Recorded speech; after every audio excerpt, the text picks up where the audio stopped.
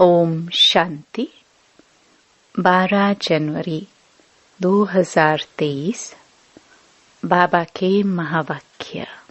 मीठे बच्चे, बाप उस्ताद ने तुम्हें मनुष्य से देवता बनने का हुनर सिखलाया है। तुम फिर श्रीमत पर औरों को भी देवता बनाने की सेवा करो। प्रश्न। अभी तुम बच्चे कौन सा श्रेष्ठ कर्म करते हो जिसका रिवाज भक्ति में भी चला आता है? उत्तर। तुम अभी श्रीमत पर अपना तन मन धन, भारत तो क्या विश्व के कल्याण अर्थ अर्पण करते हो। इसी का रिवाज भक्ति में मनुष्य ईश्वर अर्थ दान करते हैं। उन्हें फिर उसके बदले दूसरे जन्म में राजाई घर में जन्म मिलता है। और तुम बच्चे संगम पर बाप के मददगार बनते हो तो मनुष्य से देवता बन जाते हो।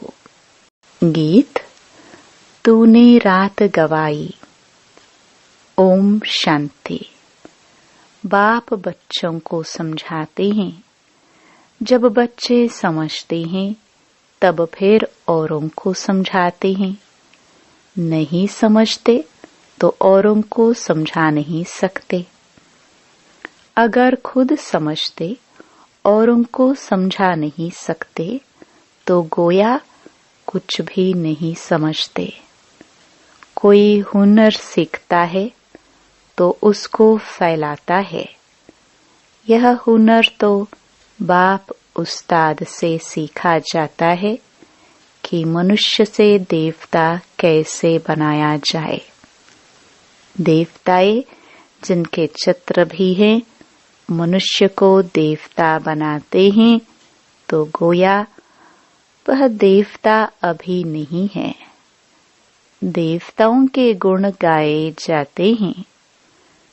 सर्वगुण संपन्न यहाँ कोई मनुष्य के तो ऐसे गुण नहीं गाए जाते। मनुष्य मंदिर में जाकर देवताओं के गुण गाते हैं। भल पवित्र तो सन्यासी भी हैं, परंतु मनुष्य उन्हों के ऐसे गुण नहीं गाते। वो सन्यासी तो शास्त्र आदि भी सुनाते हैं। देवताओं ने तो कुछ नहीं सुनाया है। वह तो प्रारब्ध भोगते हैं। अगले जन्म में पुरुषार्थ कर मनुष्य से देवता बने थे। अभी कोई में भी देवताओं जैसे गुण नहीं हैं। जहाँ गुण नहीं वहाँ जरूर अवगुण हैं। सतयुग में इसी भारत में यथा राजा रानी तथा प्रजा सर्वगुण संपन्न थे। उनमें सभी गुण थे। उन देवताओं के ही गुण गाए जाते हैं। उस समय और धर्म थे नहीं। गुण वाले देवताएं थे सतयुग में और अवगुण वाले मनुष्य हैं कलयुग में। अब ऐसे अवगुण वाले मनुष्य को देवता कौन बनावे? गाया भी हुआ है मनुष्य से देवता। यह महिमा तो है परमपिता परमात्मा की। है तो देवताएं भी मनुष्य, परंतु उनमें गुण हैं, उनमें अवगुण हैं। गुण प्राप्त होते हैं बाप से, जिसको सतगुरु भी कहते हैं। अवगुण प्राप्त होते हैं माया रावण से। इतने गुणवान फिर अवगुणी कैसे बनते हैं? सर्वगुण संपन्न और फिर सर्व अवगुण संपन्न कौन बनाते हैं? यह तुम बच्चे जानते हो। गाते भी हैं मुझ निर्गुण हारे में कोई गुण नाही। देवताओं के कितने गुण गाते हैं। इस समय तो वो गुण किसी में नहीं है। खान पान आदि कितना गंदा है। देवताएं हैं वैष्णव संप्रदाय और इस समय के मनुष्य हैं रावण संप्रदाय। खान पान कितना बदल गया है। सिर्फ ड्रेस को नहीं देखना है, देखा जाता है खान पान और विकारीपन को। बाप खुद कहते हैं मुझे भारत में ही आना पड़ता है। ब्रह्मा मुख वंशावली ब्राह्मण ब्राह्मणियों द्वारा स्थापना कराता हूँ। यह ब्राह्मणों का यज्ञ है ना। वह विकारी ब्राह्मण कुख वंशावली, ये हैं मुख वंशावली। बहुत फर्क है। वो साहूकार लोग जो यज्ञ रचते हैं उसमें जिस्मानी ब्राह्मण होते हैं। ये है बेहद का बाप, साहूकारों से साहूकार, राजाओं का राजा। साहूकारों का साहूकार क्यों कहा जाता है? क्योंकि साहूकार भी कहते हैं हमको ईश्वर ने धन दिया है। ईश्वर अर्थ दान करते हैं तो दूसरे जन्म में धनवान बनते हैं। इस समय तुम शिव बाबा को सब कुछ तन मन धन अर्पण करते हो तो कितना ऊंच पद पाते हो। तुम श्रीमत पर इतने ऊंच कर्म सीखते हो तो तुमको जरूर फल मिलना चाहिए। तन मन धन अर्पण करते हो, वह भी ईश्वर अर्थ करते हैं, कोई के थ्रू।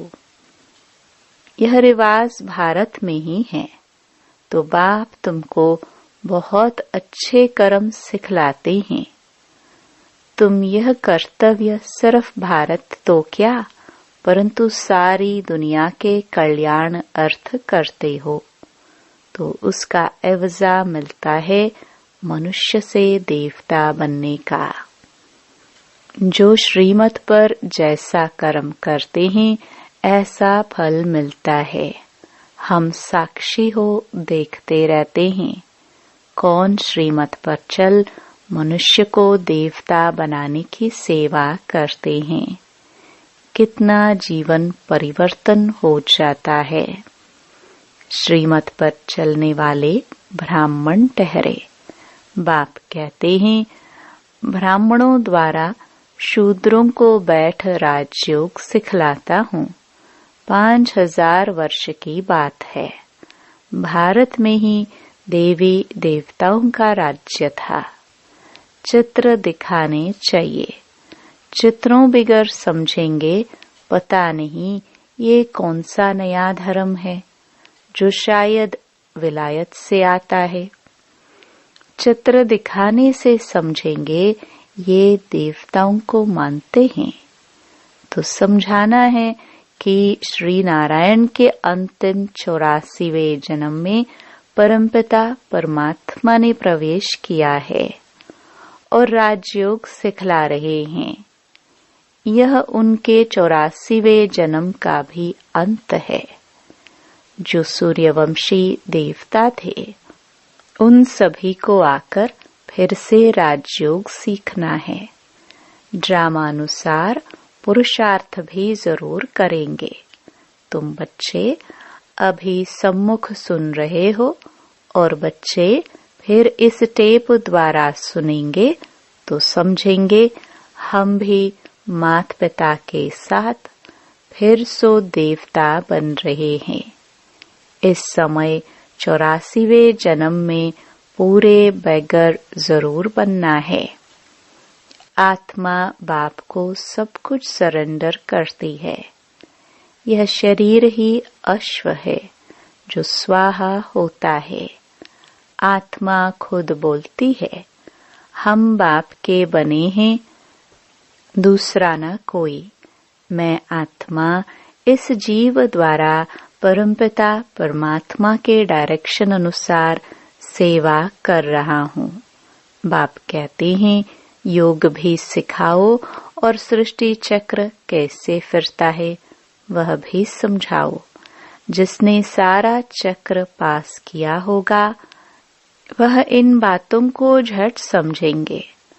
जो इस चक्र में आने वाला नहीं होगा वह ठहरेगा नहीं। ऐसे नहीं सारी सृष्टि आएगी, इसमें भी प्रजा ढेर आएगी। राजा रानी तो एक होता है ना, जैसे लक्ष्मी नारायण एक गाया जाता है, राम सीता एक गाया जाता है। प्रिंस प्रिंसेस तो और भी होंगे, मुख्य तो एक होगा ना। तो ऐसा राजा रानी बनने के लिए बहुत मेहनत करनी है। साक्षी हो देखने से पता पड़ता है यह साहूकार राजाई कुल का है या गरीब कुल का है। कोई माया से कैसे हारते हैं, जो भागंती भी हो जाते हैं। माया एकदम कच्चा खा जाती है, इसलिए बाबा पूछते हैं राजी खुशी हो। माया के थप्पड़ से बेहोश व बीमार तो नहीं पड़ते हो। ऐसे कोई बीमार हो पड़ते हैं, फिर बच्चे उनके पास जाते हैं, ज्ञान योग की संजीवनी बूटी देकर सुरजित कर देते हैं। ज्ञान और योग में न रहने कारण माया एकदम कला काया चट कर देती है। श्रीमत छोड़ मनमत पर चल पड़ते हैं। माया एकदम बेहोश कर देती है। वास्तव में संजीवनी बूटी यह ज्ञान की है, इसमें माया की बेहोशी उतर जाती है। यह बातें सभी इस समय की हैं। सीताएं भी तुम हो, राम आकर माया रावण से तुमको छुड़ाते हैं। जैसे बच्चों को सिंध में छुड़ाया, रावण लोग फिर चुरा ले जाते थे। अभी तुमको फिर माया के चंबे से सबको छुड़ाना है। बाबा को तो तरस पड़ता है, देखते हैं कैसे माया थप्पड़ लगाए बच्चों की बुद्धि ही एकदम फिरा देती है। राम से बुद्धि फेर रावण की तरफ कर देती है। जैसे एक खिलौना होता है, एक तरफ राम एक तरफ रावण। इसको कहा जाता है आश्चर्यवत बाप का बनंती फिर रावण का बनंती। माया बड़ी दुस्तर है। चूहे मुहाफिक काट कर खाना खराब कर देती हैं। इसलिए श्रीमत कभी छोड़नी नहीं है। कठिन चढ़ाई है ना। अपनी मत माना रावण की मत, उस पर चले तो बहुत घुटका खाएंगे, बहुत बदनामी कराते हैं। ऐसे सभी सेंटर्स पर हैं, नुकसान फिर भी अपना करते हैं। सर्विस करने वाले रूप बसंत छिपे नहीं रहते। दैवी राजधानी स्थापन हो रही है, इसमें सभी अपना अपना पार्ट जरूर बजाएंगे। दौड़ी लगाएंगे तो अपना कल्याण करेंगे। कल्याण भी एकदम स्वर्ग का मालिक। जैसे माँ बाप तख्तनशीन होते हैं तो बच्चों को भी होना है। बाप को फॉलो करना है, नहीं तो अपना पद कम कर देंगे। बाबा ने यह चित्र कोई रखने लिए नहीं बनाए हैं। इनसे बहुत सर्विस करनी है। बड़े बड़े साहूकार लोग लक्ष्मी नारायण का मंदिर बनवाते हैं, परंतु यह किसको पता नहीं है कि यह कब आए। इन्होंने भारत को कैसे सुखी बनाया, जो सभी उन्हों को याद करते हैं। तुम जानते हो कि मंदिर होना चाहिए एक दिल वाला का। यह एक ही काफी है। लक्ष्मी नारायण के मंदिर से भी क्या होगा? वह कोई कल्याणकारी नहीं है। शिव का मंदिर बनाते हैं, वह भी अर्थ रहित। उनका ऑक्यूपेशन तो जानते ही नहीं। मंदिर बनावे, ऑक्यूपेशन को ना जाने तो क्या कहेंगे? जब स्वर्ग में देवताएं हैं तो मंदिर होते नहीं। जो मंदिर बनाते हैं उन्होंने पूछना चाहिए, लक्ष्मी नारायण कब आए थे? उन्होंने क्या सुख दिया था? कुछ समझा नहीं सकते।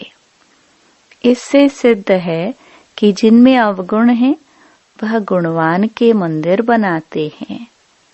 तो बच्चों को बहुत सर्विस का शौक होना चाहिए। बाबा को सर्विस का बहुत शौक है, तब तो ऐसे ऐसे चित्र बनवाते हैं। भल चित्र शिव बाबा बनवाते हैं, परंतु बुद्धि दोनों की चलती है। अच्छा, मीठे मीठे सिखिलदे बच्चों प्रति माता पिता बाप दादा का याद प्यार और गुड मॉर्निंग। रूहानी बाप की रूहानी बच्चों को नमस्ते। रात्रि क्लास 28 जून 1968। यहाँ सभी बैठे हैं, समझते हैं कि हम आत्माएं हैं। बाप बैठा है। आत्म अभिमानी हो बैठना, इसको कहा जाता है। सभी ऐसे नहीं बैठे हैं कि हम आत्मा हैं, बाबा के सामने बैठे हैं। अब बाबा ने याद दिलाया है तो स्मृति आएंगी, अटेंशन देंगे। ऐसे बहुत हैं जिनकी बुद्धि बाहर भागती है। यहाँ बैठे भी जैसे कि कान बंद है। बुद्धि बाहर में कहाँ न कहाँ दौड़ती रहती है। बच्चे जो बाप की याद में बैठे हैं वे कमाई कर रहे हैं। बहुतों का बुद्धि योग बाहर में रहता है। वह जैसे कि यात्रा में नहीं है। टाइम वेस्ट होता है। बाप को देखने से भी बाबा याद पड़ेगा। नंबरवार पुरुषार्थ अनुसार तो है ही। कोई कोई को पक्की आदत पड़ जाती है, हम आत्मा हैं, शरीर नहीं है। बाप नॉलेजफुल है तो बच्चों को भी नॉलेज आ जाती है। अभी वापस जाना है। चक्र पूरा होता है, अभी पुरुषार्थ करना है। बहुत गई, थोड़ी रही। इम्तिहान के दिनों में फिर बहुत पुरुषार्थ करने लग पड़ेंगे। समझेंगे अगर हम पुरुषार्थ नहीं करेंगे तो नापास हो जाएंगे। पद भी बहुत कम हो जाएगा। बच्चों का पुरुषार्थ तो चलता ही रहता है। देह अभिमान कारण विकर्म होंगे। इसका 100 गुना दंड हो जाएगा, क्योंकि हमारी निंदा कराते हैं। ऐसा कर्म नहीं करना चाहिए जो बाप का नाम बदनाम हो। इसलिए गाते हैं, सतगुरु के निंदक ठौर न पावे। ठौर माना बादशाही। पढ़ाने वाला भी बाप है। और कहाँ भी सत्संग में एम ऑब्जेक्ट नहीं है। यहाँ है हमारा राजयोग। और कोई ऐसे मुख से कुछ कह ना सके कि हम राजयोग सिखलाते हैं। वह तो समझते हैं शांति में ही सुख है।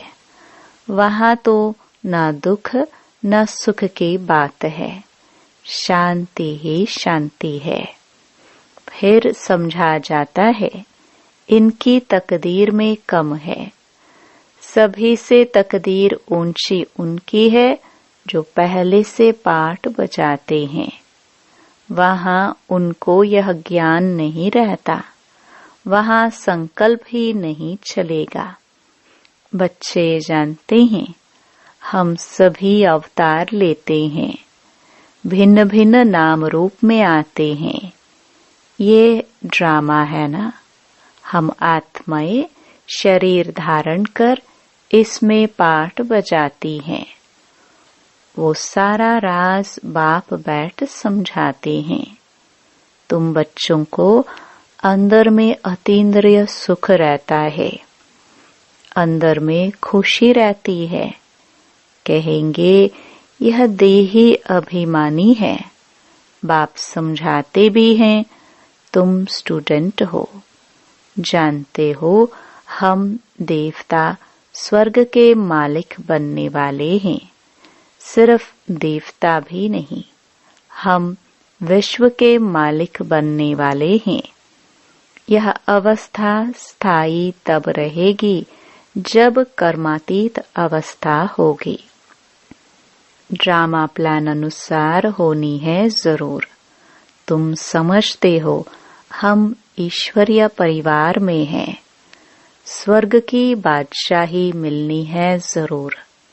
जो जास्ती सर्विस करते हैं, बहुतों का कल्याण करते हैं, तो जरूर ऊंच पद मिलेगा। बाबा ने समझाया है ये योग की बैठक यहाँ हो सकती है, बाहर सेंटर पर ऐसे नहीं हो सकती है। 4 बजे आना, निष्ठा में बैठना वहाँ कैसे हो सकता है? नहीं, सेंटर में रहने वाले भल बैठे, बाहर वाले को भूले चुके भी कहना नहीं है। समय ऐसा नहीं है। ये यहाँ ठीक है, घर में ही बैठे हैं, वहाँ तो बाहर से आना पड़ता है। यह सिर्फ यहाँ के लिए है। बुद्धि में ज्ञान धारण होना चाहिए। हम आत्मा हैं, उनका यह अकाल तख्त है। टेव आदत पड़ जानी चाहिए। हम भाई भाई हैं, भाई से हम बात करते हैं। अपने को आत्मा समझ बाप को याद करो तो विकर्म विनाश हो जाए। अच्छा, मीठे मीठे रूहानी बच्चों को रूहानी बाप दादा का याद प्यार, गुड नाइट और नमस्ते। धारणा के लिए मुख्य सार। पहला, ज्ञान योग की संजीवनी बूटी से स्वयं को माया की बेहोशी से बचाते रहना है। मनमत पर कभी नहीं चलना है। दूसरा, रूप बसंत बन सर्विस करनी है। माता पिता को फॉलो कर तख्त नशीन बनना है। वरदान, अपनी शक्तिशाली स्थिति द्वारा दान और पुण्य करने वाले पूजनीय और गायन योग्य भव।